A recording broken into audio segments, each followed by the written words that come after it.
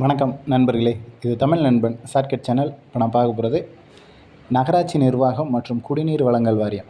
இதிலிருந்து job notification அப்படின்றத கொடுத்துருக்காங்க. தேர்வு அப்படிங்கிறது நமக்கு தெரியும். எக்ஸாம் டேட் பார்த்திங்க அப்படின்னா 29 மற்றும் 30ஆம் தேதிகளில் நடைபெறும் அப்படின்னு முன்னாடியே சொல்லிட்டாங்க.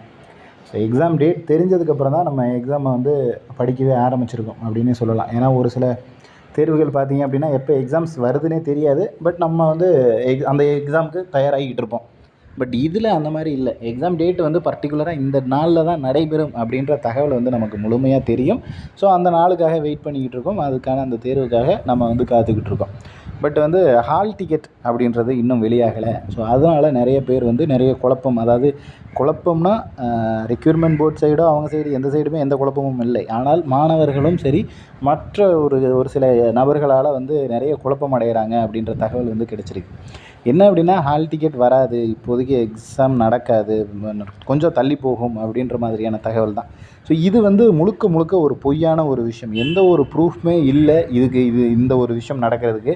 ஸோ கம்பல்சரி இந்த மாதிரி சொல்கிற தகவல்களை யாரும் நம்ப வேணாம். ஏன்னா உங்களை படிக்கிறதுலேருந்து டைவெர்ட் பண்ணுறதுக்கான வேலைகள் தான் இது. ஸோ முழுக்க முழுக்க, அதாவது ஃபுல் ஃப்ளெஜ்டாக எல்லாருமே இதுக்கு முன்னாடி இந்த நியூஸ் கேள்விப்படுறதுக்கு முன்னாடி நல்லா ஃபுல் ஃப்ளெஜ்டாக நல்லா ஃபோக்கஸ்டாக படிச்சுக்கிட்டு இருந்திருப்பீங்க.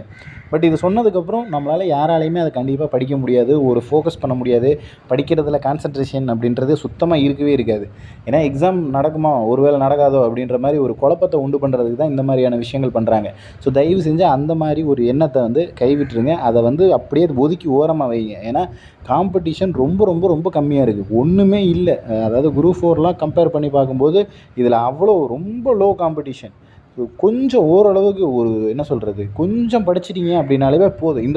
அதாவது இது வரைக்கும் நான் எதுவுமே படிக்கலை அப்படின்னா கூட எந்த பிரச்சனையும் இல்லை. இருக்கக்கூடிய 10 நாள், இந்த வெறும் 10 நாள் மட்டும் நல்லா படிச்சிங்க அப்படின்னாலுமே உங்களுக்கு ஜாப் கிடைக்கிறதுக்கு வாய்ப்பு இருக்குது. ஏன்னா அந்த அளவுக்கு லோ காம்படிஷன் இருக்குது. எல்லாருமே இப்போ உங்களுக்கு நீங்கள் எப்படி நம்ம படிக்கவே இல்லை, நம்ம ஒன்றுமே ப்ரிப்பேர் பண்ணலை, எப்படி எக்ஸாம் எழுத போகிறோன்னு தெரியலேன்ற ஒரு பயத்தில் இருக்கீங்களோ, அதே போல் தான் எக்ஸாமுக்கு அப்ளை பண்ணால் எல்லாருமே, எல்லா கேண்டிடேட்டுமே இதே நிலைமையில தான் இருக்காங்க. ஸோ அப்படி இருக்கிறப்ப கட் ஆஃப் மார்க்கும் ரொம்ப கம்மியாகும். நீங்கள் வேலைக்கு போகிறதுக்கான பாசிபிலிட்டிஸ் அப்படின்றதும் அதிகமாக இருக்குது. இப்போ ஒரு குரூப் 4லாம் எடுத்துக்கிட்டிங்கன்னா 3 வருஷம் படிக்கிறவங்க இருப்பாங்க. 3 வருஷம் படிக்கிறவங்க கூட இப்போ 2 மாதம் படிக்க ஸ்டார்ட் பண்ணி நம்ம எப்படி போட்டி போட முடியும் அப்படின்ற ஒரு பயம் இருக்கும். அது நியாயம். ஏன்னா ஒருத்தர் ஒரு 3 வருஷம் படிக்கிறாங்க, நம்ம ஒரு மாதம் படிச்சுட்டு போயிட்டு எக்ஸாம் எழுதுகிறோம் அப்படின்னா அவங்களோட காம்படிட் போட்டு நம்ம ஜெயிக்கணும் அப்படின்னா அது கஷ்டம், அது முடியாது. பட் இதில் அப்படி கிடையாது. யாருமே 3 வருஷம் படிக்கலை, 2 வருஷம் படிக்கலை. இப்போ நோட்டிஃபிகேஷன் வந்தப்போ அப்ளை பண்ணிவிட்டு கொஞ்சம் படிச்சிருப்பாங்க, அதுக்கப்புறம் ட்ராப் விட்டுருப்பாங்க. இப்போ எக்ஸாம் வரப்போகுது அப்படின்றதுக்காக படிக்க ஆரம்பிப்பாங்க. ஸோ எல்லாருமே நம்ம கேட்டகரி தான். இந்த 10 நாள் கூட நீங்கள் தெளிவாக படித்து சிலபஸை முழுக்க கவர் பண்ணிங்க அப்படின்னா ஃபுல்லாக உங்களுக்கு ஜாப் கிடைக்கிறதுக்கான வாய்ப்பு அப்படின்றது கேரண்டியாக இருக்குது. அதை டைவெர்ட் பண்ணணும், அதை கெடுக்கணும் அப்படின்றதுக்காக தான் இன்னும் ஹால் டிக்கெட் வராது, இதாகாது, அப்படி நடக்காது, போஸ்ட்பாண்ட் ஆகும், எக்ஸாம் தள்ளி போகும், அடுத்த மாதம் போகும், இந்த மாதம் போகும் அப்படின்னு சொல்கிறது, நிறைய குழப்பமான ஒரு விஷயங்களை பேசுகிறது. ஸோ தயவு செஞ்சு அந்த மாதிரி விஷயங்களை காதில் வைக்காமல், அது என்ன வேணால் நடந்துட்டு போகட்டும், இன்னும் 10 நாளைக்கு அப்புறம் நடக்கட்டும் அப்படின்ற மாதிரி நீங்கள் மைண்டில் ஃபுல்லாக ஏற்றிங்க. அதாவது நம்மளுடைய அறிவுத்திறன், நம்மளோட புத்திசாலித்தனம் எவ்வளோ இருக்குது, நமக்கு என்ன கேப்பபிலிட்டி இருக்குன்றதை செக் பண்ண போகிறோம். அது ஒரு 10 நாளுக்கு அப்புறம் நம்ம எக்ஸாம் எழுதி செக் பண்ண போகிறோம். ஸோ அதனால் இப்போ இருந்து இந்த 10 நாளில் நம்மளால் என்ன முடியுதோ அதை தெளிவாக படிச்சுட்டு தாராளமாக எக்ஸாம்ஸ் எழுதுனீங்க அப்படின்னா 100க்கு 100% வேலை உறுதி. உங்களுடைய வாழ்க்கையும் உங்களுடைய வேலையும் கெடுக்கிறதுக்காக தான் எக்ஸாம் டேட்டு தள்ளி போகுது, டிலே ஆகும் அப்படின்னு சொல்லிக்கிட்டு இருக்காங்க. ஸோ தயவு செஞ்சு அந்த விஷயத்தை புரிஞ்சுக்கிட்டு நீங்கள் நடந்தீங்கனாலே போதும். வேறு எதையுமே நீங்கள் கற்றுக்க வேணாம். ஸோ உங்களுடைய வேலை வாய்ப்பு அப்படிங்கிறது பறிக்கப்படுது இந்த இடத்துல. ஸோ அதனால தான் சொல்கிறோம். மறுபடியும் சொல்லக்கூடிய ஒரே விஷயம், எக்ஸாம் தள்ளி போகுது அப்படின்னு யாராவது சொன்னாங்கன்னா அதை நம்பாதீங்க. நீங்கள் செய்ய வேண்டிய ஒரே விஷயம், என்ன வேணால் நடந்துட்டு போகட்டும், நான் 10 நாள் உட்காந்து படிக்க போகிறேன், அதை மட்டும் செய்யுங்க. கண்டிப்பாக தேர்வு நடைபெறும். அதில் எந்த டவுட்டுமே வேணாம். யாரும் பயப்படவும் தேவையில்லை, யாரும் குழப்பமடையவும் தேவையில்லை. நம்ம குழப்பம் ஆகாமல் செய்ய வேண்டிய ஒரே விஷயம் படிக்கிறது மட்டும்தான். ஓகேங்களா? படிச்சிங்க அப்படின்னா கண்டிப்பாக வேலை அப்படின்றது கிடச்சிரும். ஏன்னா இப்போ இருக்கிறதுல பாதி பேர், எப்படியும் ஒரு கால்வாசி, ஒரு 75% தான் எக்ஸாம் அட்டன் பண்ண போகிறாங்க. ஒரு 25 ஆப்சென்ட் தான் ஆவாங்க.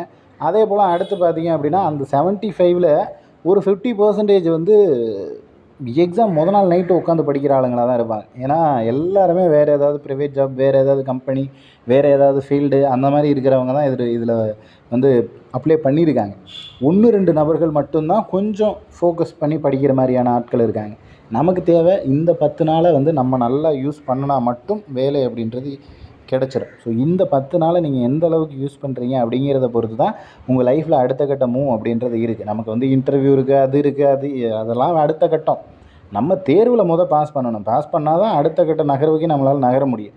எக்ஸாமே எழுதி பாஸ் பண்ணலைன்னா நம்ம இன்டர்வியூ பற்றி யோசிச்சோ இல்லை அடுத்ததை பற்றி ஏதாவது சர்டிஃபிகேட்டில் ஏதாவது பிரச்சனை இருக்குது, அப்ளை பண்ணும்போது இதெல்லாம் பிரச்சனை இருக்குது, அதெல்லாம் வேலைக்கு போகிறவனுக்கு உங்களுக்கு என்ன அப்படின்ற மாதிரி தான் இருக்குது.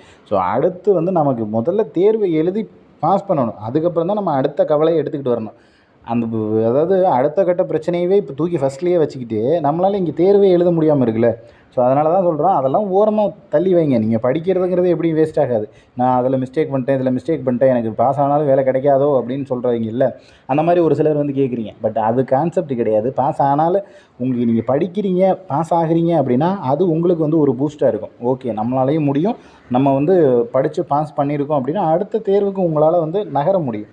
ஸோ அதுக்காக தான் சொல்கிறோம், படிக்கிறத தெளிவாக படிங்க, நல்ல உறுதியோடு நம்மளால் முடியும் அப்படின்ற எண்ணத்தோடு வச்சுட்டு படிங்க. அதை விட்டுட்டு இவங்க இதை சொல்கிறாங்க, அவங்க வந்து அதை சொல்கிறாங்க, நம்மளால் எக்ஸாம் போக முடியாது போல் இருக்குது, எக்ஸாம் நடக்காது போல், லேட் ஆகும் போல், டிலே ஆகும் போல், இதெல்லாம் வந்து ஓரமாக வச்சுட்டு நம்ம கான்சன்ட்ரேஷன் ஃபுல்லாக படிக்கிறதுல மட்டும்தான் இருக்கணும். ஓகேங்களா? நம்ம ஸ்டடி மெட்டீரியல் அப்படின்றதும் ப்ரொவைட் பண்ணுறோம். ஸோ ஸ்டடி மெட்டீரியல் பார்த்தீங்கன்னா ஃபுல் சிலபஸுமே கவர் பண்ணுற மாதிரி தான் மெட்டீரியல்ஸ் அப்படின்றது கொடுத்துருக்கோம். நீங்கள் தமிழ் படிப்பீங்க, ஜென்ரல் ஸ்டடீஸ் படிப்பீங்க, மேக்ஸ் படிப்பீங்க, ப்ளஸ் உங்களோட சப்ஜெக்ட் பேப்பர் படிப்பீங்க. இது எல்லாத்தையுமே நம்ம மெட்டீரியல் கொடுத்துருவோம். இது எல்லாம் போகவும் இதுக்கு முன்னாடி நடந்த தேர்வுகளில் ப்ரீவியஸ் இயர் கொஷின்னு ஒரு செட் இருக்குது. ஸோ அதையும் வந்து நமக்கு கொடுத்துரும். ஸோ நம்ம கொடுக்க போகிறது தமிழ், மேக்ஸ், உங்களோட டெக்னிக்கல் பேப்பர், ப்ளஸ் வந்து previous year question, plus general studies, இது எல்லாமே சேர்த்து பேக்கேஜாக தான் கொடுக்குறோம். டிகிரி ஸ்டாண்டர்ட் அப்படின்னா 700ம், டிப்ளமோ ஸ்டாண்டர்ட் அப்படின்னா 600ம் பே பண்ணணும். எனக்கு ரெண்டுமே தேவை அப்படின்றவங்க 1000 ருபீஸ் பே பண்ணணும். இங்கே டிஸ்பிளேல தெரியுதுல கான்டாக்ட் நம்பர், இதுதான் ஜிபே நம்பரும். இந்த நம்பருக்கு பே பண்ணிவிட்டு நீங்கள் வாட்ஸ்அப்பில் மெசேஜ் போட்டிங்க அப்படின்னா வாட்ஸ்அப்லேயே வித்தின் 2 மினிட்ஸில் உங்களுக்கு மெட்டீரியல் அப்படின்றது கிடச்சிடும். ஸோ நம்ம கொடுக்கக்கூடிய அந்த மெட்டீரியலை மட்டும் நீங்கள் ஃபாலோ பண்ணால் போதும். வேறு எங்கேருந்தும் எதையுமே படிக்க தேவையில்லை. ஏன்னா A to Z 600 mark exam எழுத போகிறீங்க. அந்த 600 மதிப்பெண்களுக்கும் நம்ம மெட்டீரியல் அப்படின்றத ப்ரொவைட் பண்ணிடுவோம். ஸோ அதை படிக்கிறதும் அதை படிக்காமல் வச்சுக்கிட்டு இருக்கிறதும் உங்களுடைய பொறுப்பு தான். ஸோ மெட்டீரியலில் உங்களோட மெயின் சப்ஜெக்ட்டு MCQ கொஷினாக கொடுத்துரும். ஸோ கொஷின் ஆன்சர் அப்படிங்கிறப்ப 10 நாளில் கண்டிப்பாக ஒரு நாளைக்கு 2 யூனிட்னு படித்தாலும் 10 யூனிட்டை வந்து 5 நாளில் முடிச்சிடலாம். சும்மா ஜஸ்ட்டு வாசிங்க. அதாவது மொட்டை மனப்பாடம் பண்ண சொல்லலை நான். ஜஸ்ட்டு வாசிச்சுட்டு போங்க. அங்கே போய்ட்டு நமக்கு ஞாபகம் இருக்கிறத எழுதுவோம். ஏன்னா 10 நாளில் இது தான் பண்ண முடியும். இதையும் பண்ணாமல் போய் எழுதுகிற ஆளுங்களும் இருக்காங்க. அதனால் நம்ம எந்தெந்த அளவுக்கு நம்மளோட முயற்சி இருக்குமோ அந்தளவுக்கு நம்மளோட வெற்றி அப்படின்றது அமையும். ஸோ அதுக்காக முடிஞ்ச வரைக்கும் இதை படிச்சுட்டு ஜஸ்ட்டு ஒரு கிளான்ஸ் வாசிச்சுட்டு போயிட்டு எக்ஸாம் அட்டன் பண்ணுங்கள். கண்டிப்பாக ஜெயிக்கலாம். ஓரளவுக்கு உங்கள் மேலே கொஞ்சம் நம்பிக்கை வைங்க. கண்டிப்பாக ஜெயிக்க முடியும் அப்படின்ற தாட் வந்து எடுத்துகிட்டு வாங்க. கண்டிப்பாக நம்மளாலையும் ஜெயிக்க முடியும். இது சம்மந்தமாக வேறு ஏதேனும் சந்தேகங்கள் இருந்துச்சு அப்படின்னா கீழே கமெண்ட் செக்ஷனில் கமெண்ட் பண்ணுங்கள். நெக்ஸ்ட்டு அடுத்த வீடியோவில் பார்க்கலாம். தேங்க்யூ.